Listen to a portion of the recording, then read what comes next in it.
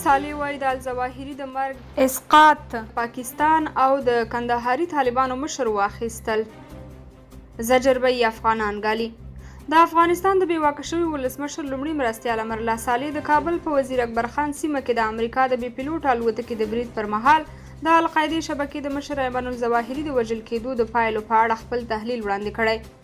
هغه په یو ټویټ کې لیکلي د الظواهري د مرګ اسقاط کې امریکا پاکستان ته د 2 میلیارډ ډالرو د له سود پرته قرضې اخیستو زمینه برابره او د الظواهري په اړه د معلوماتو ورکولو په سر د کندهاري طالبانو مشر ته 15 میلیونه ډالر ورکړل.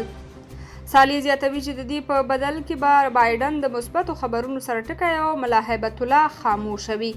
امرالله صالح د ټولو طالبانو سرټیټي او په افغانستان کې د ښخ شوي الظواهري لپاره د یو نوم ورکي او بدنامه قبر زیاتېدل او په دې اړه څو خبریالانو ته د خبري سوژو په لاس ورتلل د الظواهري د وژل کېدو نور اړخونه بولي. ښاغلی صالح په عین حال کې د افغانانو د مبهم وضعیت او زجر دوام په کابل کې د الظواهري د وژل کېدو نورې پایلې بولي.